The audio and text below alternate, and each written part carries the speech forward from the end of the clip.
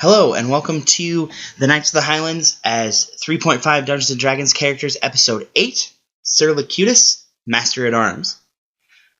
So, first I want to say that every medieval castle, especially if it had a barracks and had a setup where people would come up through the ranks and eventually be knights, so if you were fostering other nobles' children where they were going to spend some time squiring, or even if you had a wealthy merchant whose son was eventually going to go into knighthood service, there's always someone at those castles whose responsibility it was to train up the new folks. You can see that reflected in Game of Thrones, especially when, you see it with the Starks, with Roderick Castle. You see it at the Wall with Alistair Thorne. Every kind of medieval castle had someone who was designated Master of Arms, especially if they had this training program. So here for the Knights of the Highlands in Calesia, it is Sir Loqutus. Sir Loqutus is responsible for, and we'll see it reflected in his character sheet, not only the training of new recruits or any petitioners, the teaching them of the combative ways, not necessarily the mysteries and kind of the ins and outs of free magic and why they do what they do. That's held by other people. This is just the combative methods, right? So Loqutus is in charge of training everyone. So let's take a look at the model, and then we'll go into the character sheet.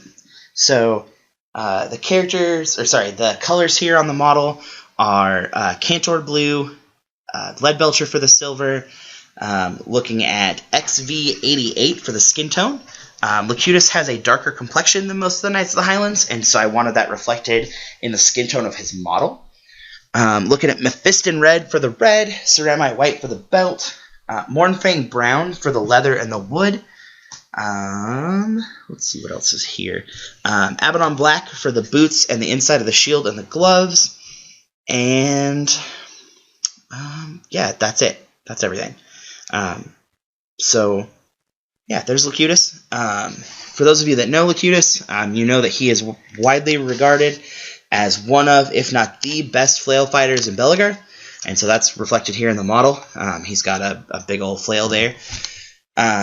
Loqutus's knight's colors are blue and black, and so that's there on the model.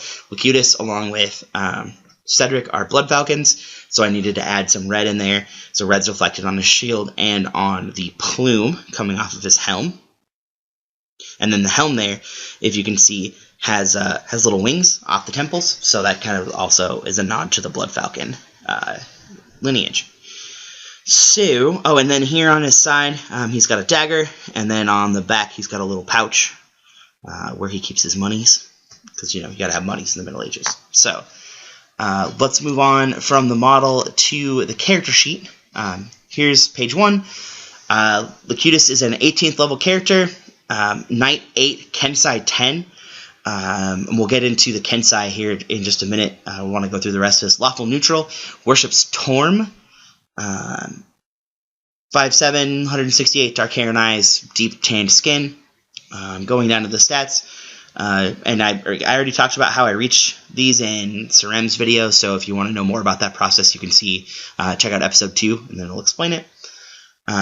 So there, 20 strength, 16 dex, 16 con, 14 intelligence, 14 wisdom, 14 charisma.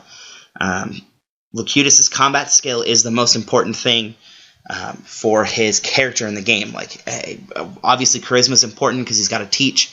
Wisdom and intelligence are important for learning and fulfilling combat tactics, but his ability to fight is what kind of elevated him in the order, as well as made him the perfect choice to teach new people to fight.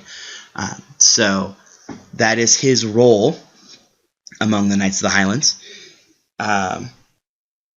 Looking at his attack option, he only has one attack option there. I know he's got a dagger on his belt, but that's really more of like a hunting knife or a utility knife, not meant to be an attack option. He's got that +5 heavy flail. Basically, Loqutus has a +10 weapon. He is the primary warrior, or at least he's the primary instructor for warriors, and then when he steps out on the field, he is a force to be reckoned with. He is easily one of, among all the models and character sheets, when we're talking about pure martial ability, he is one of, if not the best fighters among the Knights of the Highlands. The Kensai class makes it so you can imbue part of yourself, part of your soul, into the weapon, and it makes the weapon slightly intelligent. And so all the magical abilities attached to that weapon, it's +5, which is as high as you can go in the pluses. And then it's Impact, Paralytic Burst, Lucky, and Resounding, which may add up to another +5. The Kensei isn't responsible for the cost of a +10 weapon, which is why it's such a cool class. He gets to like add pieces of himself in there, and it looks like I forgot to fill out part of the sheet.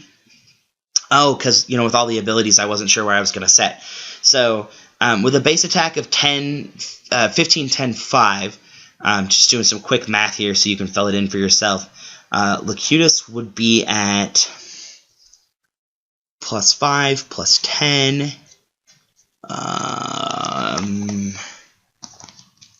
Paging ahead to the feats. Don't worry, I'll reveal them in a little bit. +11. So Loqutus would be at for attack bonus 27, 22, 17 for his 3 attacks, and then his damage would be a D8 for the heavy flail, +10 for 5 for the strength, 5 for the +5. And then critical would be, I think 18 to 20 times 2, and because of the impact. 17 to 20 times 2. I'm pretty sure heavy flail is 1920. If not, then it's 1920 times 3. It's one of those two things.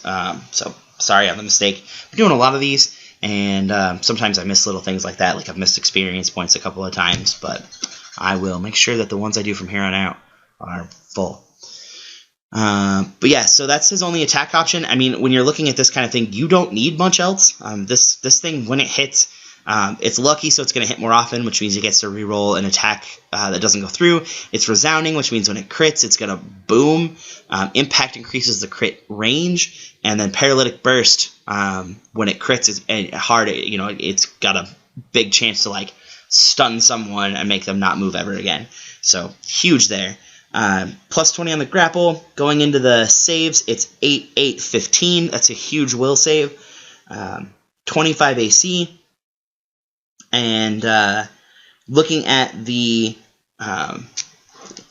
weapons and armor, the armor is a +1 Styptic Spear Block full plate. Spear Block gets bonuses against anything that's going to use piercing weapons, and Styptic allows, if I remember correctly, it kind of has like a vampiric touch ability. May have to look that up and get it in a later video. And then the Fearsome Heavy Steel Shield. The shield, same thing, emits a fear aura, which, if you're going to go up against, horde enemies or anything that, like, you can clear out some of the rabble to get to the big monster at the back end of it. So, super cool there. Going to page 2, 159,214 experience points. He does have the adventuring gear, knight's livery, and then he's got the training yard, which the training yard in the Ebonhold, and I'll see if I can get an artist friend of mine to draw up the Ebonhold. That'd be super sweet. But the training yard itself is part enclosed, part exposed. If you've seen training yards in video games or other medieval castles or even things like the Assassin's Creed games, the training yards are all out in the open. The Knights of the Highlands have an indoor and an outdoor training yard. And Loqutus is in charge of both of them. The training yard outside is your standard like sandy pit with some dummies and an archery range, which actually isn't attached to the training yard, and that'll be for another character another time. But there's missile ranges, and it's all kind of the ability to train in anything. And there's also an indoor ring, which is like part gym, part wrestling mat. But also you can do all those kind of fightings inside. So in case the weather's terrible or, you can't actually go outside for some reason. So Loqutus is in charge of those. Looking into his magic items worn, he's got the Helm of Gazes, which I don't use a ton in my game. I don't use a ton of Beholders or other things with gaze attacks, but I know they're out there, and, warriors are going to be equipped for things. So the Helm of Gazes basically takes anything that's like a gaze attack, like the Eye of Death from a Beholder, and absorbs it, like basically counters it, which is pretty cool. amulet of natural armor and a ring of protection for the primary instructor in weapon combat. You'd expect to see them girded with stuff like that. Then braces of warning, that armor, and then the shirt of iron skin, D3 / adamantine. So Loqutus is not only is he a tank in the respect that he could take a lot of damage, he can get in any monster's face, but he also puts out just a ton of individual DPS. And so, or damage per second, or damage per round, however you want to equivalent, however you want to say it. So, Loqutus is a combatant not to be overlooked at all. Going to the final page, just like the other non-casters, there's nothing on that third page, so I've skipped it. Going to that fourth page, if you're looking at a signature skill, Loqutus doesn't really have one. Like, if you're looking there, nothing jumps out. He's got some +10s. But just because of the classes that he had to take, like, there's not a whole lot of areas to excel in knowledge, or in any of these. So pretty standard skill levels. Again, everything for him is focused in combat. Going to the racial traits class features, you got the knight stuff there on the left, all the way up to call to battle. Then starting with signature weapon is the key stuff. You got the signature weapon, power surge, key projection, withstand, instill, and key warlord, and all of those allow him to do different stuff with his key. And then feats just weapon focus and combat expertise. Man, I guess I must have left some of those feats off as well. Maybe I wasn't done with his sheet when I set it aside and thought I was. But if I were going to take extra feats for Loqutus, I would take anything that drives the combat up, probably shield specialization, probably cleave, power attack, any of those that are melee-centric kind of standard feats. And then I might, if I had feats left over, take improved initiative or something. So there's some customization for you, and some ideas on how you might do that. So here you have, in this character, you have this man who's responsible for teaching all of the new combatants. And so any of the younger knights, anyone who's coming up, I don't know, say 15th night and later, they would all have been taught by Loqutus, just kind of just the way the timeline works.